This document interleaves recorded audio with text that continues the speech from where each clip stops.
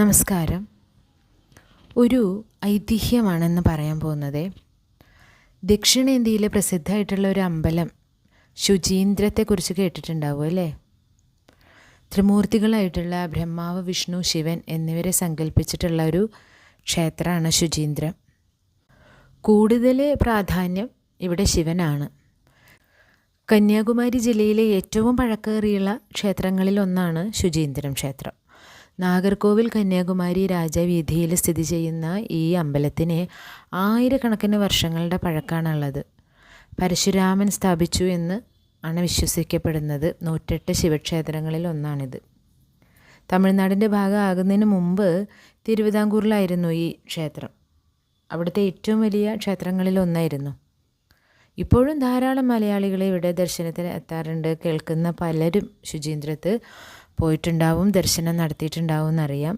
അതുകൊണ്ട് തന്നെ ഈ പ്രസിദ്ധ ക്ഷേത്രമായിട്ട് ബന്ധപ്പെട്ട ഐതിഹ്യം പറയാമെന്ന് വിചാരിച്ചു.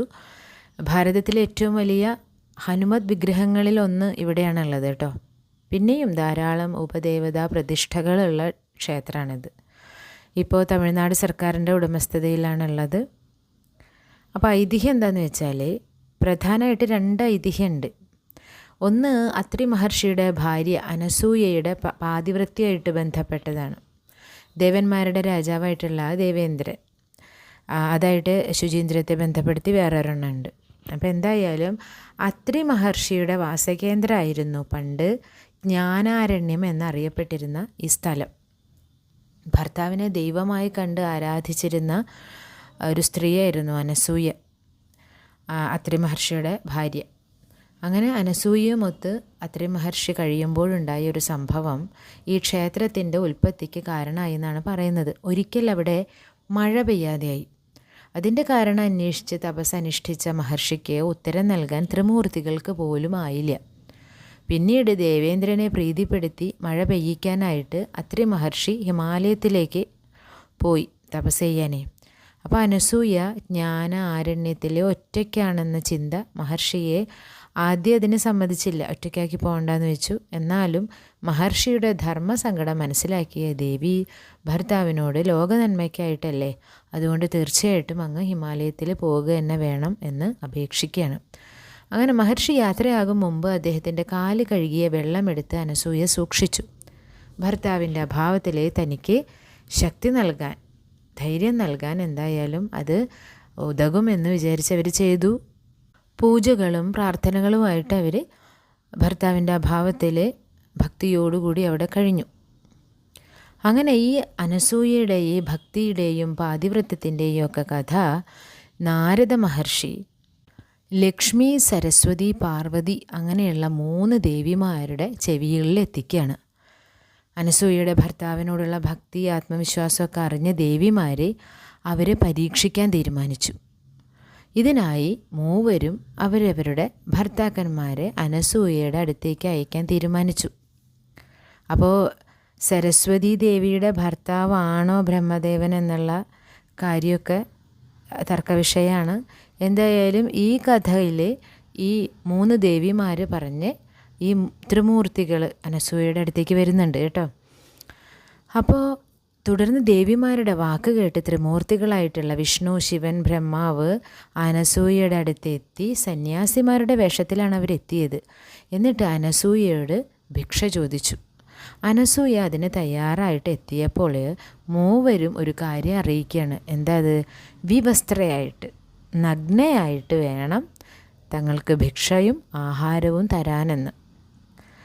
ഇത് കേട്ട്, ഈ വിചിത്രമായിട്ടുള്ള ആവശ്യം കേട്ട് അനസൂയ ഒരു നിമിഷം ആകെ വിഷമിച്ചു പോയി. പിന്നീട് അവരെന്താ ചെയ്തത്? തൻ്റെ ഭർത്താവിൻ്റെ പാദപൂജ ചെയ്ത ജലം അതിൽ നോക്കി പ്രാർത്ഥിച്ച് കുറച്ച് ജലം കൈകളിലെടുത്ത് ഈ സന്യാസി വേഷത്തിൽ വന്നിട്ടുള്ള ത്രിമൂർത്തികളുടെ ദേഹത്തേക്ക് കുടഞ്ഞു. അപ്പോഴോ നിമിഷ നേരം കൊണ്ട് ത്രിമൂർത്തികൾ കൈക്കുഞ്ഞുങ്ങളായിട്ട് മാറി. പിന്നീട് അനസൂയ ആ കുഞ്ഞുങ്ങളെ എടുത്ത് വീടിനുള്ളിലേക്ക് കിടത്തി, വളരെ ഭദ്രമായി കുഞ്ഞുങ്ങളെ കിടത്തി വിവസ്ത്രയായിട്ട് തന്നെ കുഞ്ഞുങ്ങളെ പരിചരിച്ചു. കുറച്ച് കഴിഞ്ഞിട്ടും ഭർത്താക്കന്മാരെ കാണാതെ ആകെ വിഷമിച്ചു പോയി അല്ലേ ദേവിമാർ. കൈക്കുഞ്ഞുങ്ങൾക്ക് എണീറ്റ് നടക്കാനോ തിരിച്ചു പോകാനോ ഒന്നും പറയാനോ ഒന്നും പറ്റില്ലല്ലോ. അങ്ങനെ കൈക്കുഞ്ഞുങ്ങളായിട്ട് ത്രിമൂർത്തികൾ അനസൂയയുടെ വീട്ടിൽ ഒരു അമ്മ തൻ്റെ കുഞ്ഞുങ്ങളെ പരിചരിക്കുന്നത് പോലെ പരിചരിച്ചു കൊണ്ടിരിക്കുകയാണ് അനസൂയ ദേവി. ആ പരിചരണം ലഭിച്ചുകൊണ്ട് ആസ്വദിച്ച് കിടക്കുകയാണ് ത്രിമൂർത്തികൾ. തീരെ കുഞ്ഞുങ്ങളാണ്. അപ്പോൾ അതൊക്കെ അറിഞ്ഞിട്ട് അവിടെ എത്തി, ദേവിമാരവിടെ എത്തി തൻ്റെ ഭർത്താക്കന്മാരെ പഴയ രൂപത്തിൽ തിരിച്ചു നൽകണമെന്ന് അനസൂയ ദേവിയോട് അപേക്ഷിച്ചു. അനസൂയ ദേവിയുടെ സ്വഭാവശുദ്ധിയെ സംശയിച്ച അവരുടെ പ്രവൃത്തിയിൽ അവരെ എന്നിട്ട് എല്ലാ കാര്യങ്ങളും പറഞ്ഞ് ക്ഷമ ചോദിച്ചു. അപ്പോൾ അനസൂയ ദേവി ത്രിമൂർത്തികളെ പഴയ രൂപത്തിൽ തന്നെ ആക്കി ദേവിമാർക്ക് തിരിച്ചു നൽകി. അങ്ങനെ ശുചീന്ദ്രത്ത് ത്രിമൂർത്തികളുടെ സാന്നിധ്യമുണ്ടെന്നാണ് വിശ്വാസം. ക്ഷേത്രത്തിലെ പ്രതിഷ്ഠയിൽ മുകൾ ഭാഗം ശിവനെയും നടുഭാഗം വിഷ്ണുവിനെയും താഴ്ഭാഗം ബ്രഹ്മാവിനെയും പ്രതിനിധാനം ചെയ്യുന്നുവെന്ന് ആണ് വിശ്വസിക്കപ്പെടുന്നത്. ഇതൊരു ഐതിഹ്യമാണ്. പിന്നെ ദേവേന്ദ്രൻ നിർമ്മിച്ച ക്ഷേത്രമെന്നാണ് മറ്റൊരു വിശ്വാസം. ഗൗതമ മഹർഷിയുടെ ഭാര്യ അഹല്യയെക്കുറിച്ച് കേട്ടിട്ടുണ്ടാവും അല്ലേ? വളരെ ഒരു സൗന്ദര്യധാമം തന്നെയായിരുന്നു അഹല്യ. അങ്ങനെ ആ സൗന്ദര്യത്തിൽ ദേവേന്ദ്രൻ അനുരക്തനാവുകയാണ്. ഒരു ദിവസം രാത്രി ഗൗതമ മഹർഷിയുടെ പർണശാലയിലെത്തി. ഈ അഹല്യയോടുള്ള ആഗ്രഹം കലശലായി നിയന്ത്രണാതീതമായിട്ട് എത്തിയതാണ്. പർണശാലയിലെത്തിയ ഇന്ദ്രൻ കോഴിയുടെ രൂപം സ്വീകരിച്ച് കോഴി കൂവുന്നത് പോലെ, നേരം വെളിച്ചാകുമ്പോൾ കോഴി കൂവുമല്ലോ, അതുപോലെ കൂവി.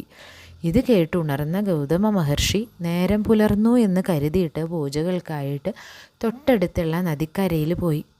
തുടർന്ന് ഗൗതമ മഹർഷിയുടെ രൂപം സ്വീകരിച്ച് ഇന്ദ്രൻ അഹല്യയെ ചെന്ന് കാണുന്നു. ഈ സമയം സ്നാനാദി പൂജകൾക്കായിട്ട് പോയ ഗൗതമ മഹർഷി ഇരുട്ട് മാറിയില്ല എന്ന് മനസ്സിലാക്കി, എന്തോ ചതി നടന്നിട്ടുണ്ട് എന്ന് മനസ്സിലാക്കി പർണശാലയിലേക്ക് തിരികെ എത്തുകയാണ്. അപ്പോൾ കാണുകയാണ് വേഷപ്രച്ഛന്നനായിട്ടുള്ള ഇന്ദ്രനെ. അഹല്യയ്ക്കൊപ്പം ഇന്ദ്രനും അങ്ങനെ കാണപ്പെട്ടപ്പോൾ രോഷാകുലനായ മഹർഷി അഹല്യയെ ശപിച്ചു. ശിലയായി പോകട്ടെ എന്ന് അഹല്യയെ ശപിച്ചു. പിന്നെ സഹസ്രമുഖനായി മാറട്ടെ എന്ന് ഇന്ദ്രനെയും ശപിക്കുകയാണ്. ശാപമോക്ഷത്തിനായിട്ട് ജ്ഞാനാരണ്യത്തിലെത്തി ഇന്ദ്രനെ. ദേവേന്ദ്രൻ എന്നിട്ട് ത്രിമൂർത്തികളെ തപസ് ചെയ്തെന്നും അവർ പ്രത്യക്ഷപ്പെട്ട് അദ്ദേഹത്തിന് ശാപമോക്ഷം നൽകിയെന്നുമാണ് മറ്റൊരു വിശ്വാസം. അപ്പോൾ അതിനുശേഷം ശാപമോക്ഷമൊക്കെ കിട്ടിയതിന് ശേഷം ഇന്ദ്രൻ ത്രിമൂർത്തികൾക്കായിട്ട് പണിഞ്ഞ ക്ഷേത്രമാണ് ശുചീന്ദ്രം. അപ്പോൾ എന്തു തന്നെയായാലും വളരെ പ്രസിദ്ധമായ ക്ഷേത്രമാണ്. 108 ശിവാലയങ്ങളിൽ ഒന്നാണെന്നൊക്കെ നേരത്തെ പറഞ്ഞു. ഈ സത്യാസത്യങ്ങൾ തെളിയുന്നതിന് പ്രാചീന കാലത്ത് സ്വീകരിച്ചിരുന്ന കടുത്ത പരീക്ഷണങ്ങളുണ്ടായിരുന്നു. അതിലൊന്ന്, കുറ്റവാളിയാണെന്ന് കരുതപ്പെടുന്ന ആൾ തീയിൽ ചാടിയോ തിളയ്ക്കുന്ന എണ്ണ, നെയ്യ് എന്നിവയിൽ കൈമുക്കിയോ സത്യാവസ്ഥ വെളിച്ചത്ത് കൊണ്ടുവരുന്ന ഒരു രീതി, ഒരു പരീക്ഷണം ആണിത്. അപ്പോൾ ഈ മനുസ്മൃതി, യാജ്ഞവൽക്യ സ്മൃതി അങ്ങനെയുള്ള ഹൈന്ദവ ഗ്രന്ഥങ്ങളിലെ പലതരം കുറ്റങ്ങളെയും അവയെ വിചാരണ ചെയ്യേണ്ട രീതികളെയും കുറ്റം ചെയ്തവന് നൽകേണ്ടതുമായിട്ടുള്ള ശിക്ഷകളെയൊക്കെ കുറിച്ചൊക്കെ വിസ്തരിക്കുന്നുണ്ട്. 13-ാം ശതകത്തിലാണ് ശുചീന്ദ്രത്ത് കൈമുക്ക് പരീക്ഷ തുടങ്ങിയത്. ശുചീന്ദ്രത്ത് താമസം തുടങ്ങിയ നമ്പൂതിരിമാരാണ് കൈമുക്ക് അവിടെ ഏർപ്പെടുത്തിയത്. സ്മാർത്ത വിചാരത്തിൻ്റെ തുടർച്ച പോലുള്ള ഈ ആചാരം നമ്പൂരി സ്ത്രീകളുടെ സദാചാര പരിശോധനയ്ക്ക് വേണ്ടി ഉണ്ടാക്കിയതാണെന്ന് ശുചീന്ദ്രം രേഖകളിൽ നമുക്ക് മനസ്സിലാക്കാൻ പറ്റുന്ന കാര്യമാണ്. സ്വാതി തിരുനാളിൻ്റെ കാലത്ത് ഈ ശുചീന്ദ്രം കൈമുക്ക് നിർത്തൽ ചെയ്തു. അപ്പോൾ എന്തു തന്നെയായാലും ഈ അമ്പലത്തെക്കുറിച്ചുള്ള ഐതിഹ്യം ഇവിടെ പറയാമെന്ന് വിചാരിച്ചു. എല്ലാവർക്കും ഭഗവാന്റെ അനുഗ്രഹം ഉണ്ടാവട്ടെ.